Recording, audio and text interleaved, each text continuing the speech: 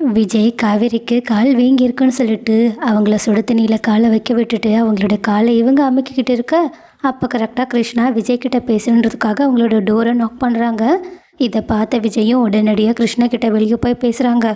அவங்க கிருஷ்ணா கிட்ட, என்ன நான் சொன்ன ஆஃபரை நீங்கள் ஏற்றுக்க ரெடியாக இருக்கீங்களா? ஏன்னா இதை தவிர உங்களுக்கு வேறு வழியே கிடையாது. அப்படியே உங்களுக்கு இது விருப்பம் இல்லைனாலும் நீங்கள் தாராளமாக வெளியே போய் கோர்ட் கேஸுன்னு எப்படி வேணாலும் போகலாம். ஆனால் அப்படியே போனாலும் என் ஆஃபர் லெவலுக்கு வரவே வராதுன்னு சொல்ல, ஆனால் கிருஷ்ணாவும், இங்கே பாருங்கள், அதெல்லாம் எங்களால் ஏற்றுக்க முடியாது. எனக்கு வீட்டிலேருந்து 50% ஷேர் வேணும். நீங்கள் கொடுக்குற ஒரு ஷேரை வச்சுட்டு என்னோடய பிரச்சனையை தீர்க்கவே முடியாதுன்னு சொல்ல, ஆனால் விஜயும், இங்கே பாருங்கள் பிரதர், என்னோடய பெஸ்ட்டான ஆஃபர் உங்ககிட்ட சொல்லிட்டேன். இதுக்கு மேலேயும் அதை ஏற்றுக்கிறதும் ஏற்றுக்காததும் உங்ககிட்ட தான் இருக்குது. அப்படி உங்களுக்கு வேண்டான்னா ஒன்றும் பிரச்சனை இல்லை. நீங்கள் வெளியே எங்கேயாவது தங்கியிருந்து இந்த பிரச்சனையை டீல் பண்ணிக்கோங்க.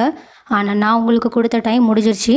நீங்கள் நாளைக்கு உங்கள் அம்மா தங்கச்சியோடு சேர்ந்து இந்த வீடை காலி பண்ணி தான் ஆகணும். அப்படி காலி பண்ணால் நாங்கள் எங்கே போவோம்? எங்களுக்கு போக வேறு இடம் இல்லை. நீங்கள் ஷேரை கொடுக்குற வரைக்கும் நாங்கள் இங்கே தான் இருப்போம்.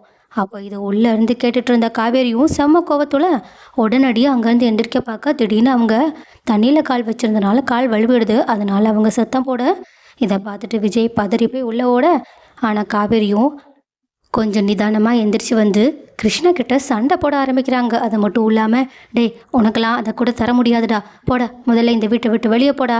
இது விஜயும் அவங்க பாட்டி தாத்தாவும் இருக்கிற வீடு, உன்னோட வீடு கிடையாது. போடா வெளியே போடான்னு சொல்லிட்டு அவங்கள தள்ளிவிட, இதில் கடுப்பான கிருஷ்ணாவும் காவேரியையும் திடீர்னு தள்ளிவிட்டுறாங்க. இதை பார்த்துட்டு விஜய்க்கு வந்ததே கோவம். அவங்க உடனடியாக கிருஷ்ணாவை அடிக்கிற மாதிரி போயிட்டு, என்னை பற்றி இன்னும் உனக்கு முழுசாக தெரியாது. ஒழுங்கு மரியாதையாக நாளைக்கு உன் அம்மாவையும் தங்கச்சியையும் கூட்டிகிட்டு வீட்டை காலி பண்ணுற வேலையை பாரு. அப்படி இல்லைன்னா நடக்கிறதே வேறேன்னு சொல்லிட்டு போடா அப்படின்னு அவங்கள தள்ளி விட்டுட்டு காவேரியை உள்ளே கூட்டிகிட்டு போயிடுறாங்க. அது மட்டும் இல்லாமல் விஜய் காவேரி கிட்ட, நீ கர்ப்பமாக இருக்க விஷயத்த கொஞ்சம் ஞாபகம் வச்சுக்கோ காவேரி.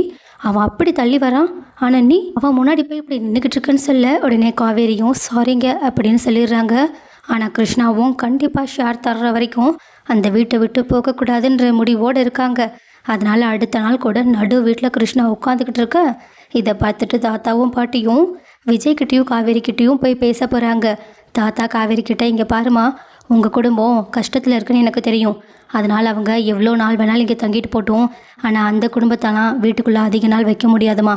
நீங்கள் தான் எப்படியாவது அனுப்பி வைக்கணும்னு சொல்ல, விஜயும், ஆமாம் தாத்தா, இன்றைக்கி என்ன நடந்தாலும் சரி அவங்கள வீட்டை விட்டு காலி பண்ணுறது தான் என்னோட ஒரே வேலைன்னு சொல்லிட்டு இப்போவே அந்த வேலையை பார்க்க போகிறதா உடனடியாக கிருஷ்ணா கிட்டே போயிட்டு, டேய் உங்கள் அம்மாவையும் தங்கச்சியும் கூப்பிட்றான்னு சொல்ல, உடனே அவங்களோட அம்மாவும் தங்கச்சியும் அங்கே வந்துடுறாங்க. உடனே பிரச்சனை நடக்கிறத தெரிஞ்சுக்கிட்ட சாரதாவும் காவேரி கிட்ட வந்து என்னென்னு கேட்க, ஆனால் காவேரியும் சாரதாவை அமைதிப்படுத்திடுறாங்க. அதுக்கப்புறமா தான் விஜய், இந்த மாதிரி உங்களுக்கு ஒரு ஷேர் தரேன்னு சொல்லிட்டேன், ஆனால் அதையும் இவன் வேண்டான்னு சொல்லிட்டான். இதுக்கப்புறமா உங்களோட முடிவு தான். எதுவாக இருந்தாலும் வீட்டை விட்டு வெளியே போயிட்டு நீங்கள் என்ன பண்ணணுமோ பண்ணுங்கன்னு சொல்ல, ஆனால் கிருஷ்ணாவும் கோவத்தில் விஜய் கிட்ட கத்த ஆரம்பிக்க, ஆனால் அந்த லேடியும், இங்கே பாருங்கப்பா, எங்களை போங்கன்னா எங்களுக்கு போக வேறு இடம் இல்லை.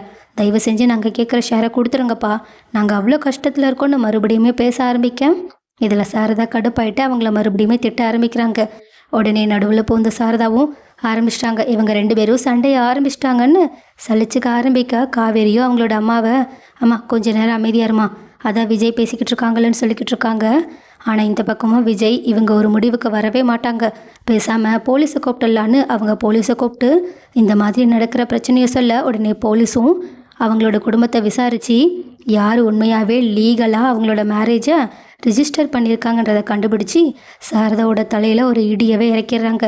ஏன்னா லீகலாக சந்தானத்தோட மனைவினா அது இவங்க தான், இந்த முத்து மலர் தான். அதனால் இப்போதைக்கு அவங்க தான் ஒரே லீகலான குடும்பம்னு சொல்ல, இதை கேட்டுட்டு மொத்த குடும்பமும் ஆடி போய் நின்றுக்கிட்டு இருக்காங்க. ஸோ காய்ஸ், இப்போ வீட்டில் பங்கு கூட இப்போ கேட்க முடியாத நிலைமைக்கு சாரதாவோட குடும்பம் வந்த மாதிரி தான் தெரியுது. ஸோ இப்போ அடுத்து என்ன நடக்க போகுதுன்றதை பொறுத்திருந்து பார்க்கலாம். அண்ட் ஆல்சோ விஜய் இந்த பிரச்சனையை எப்படி டீல் பண்ணால் நல்லா இருக்குன்னு நீங்கள் நினைக்கிறீங்கன்ற கருத்துக்களை கமெண்ட்டில் சொல்லுங்கள்.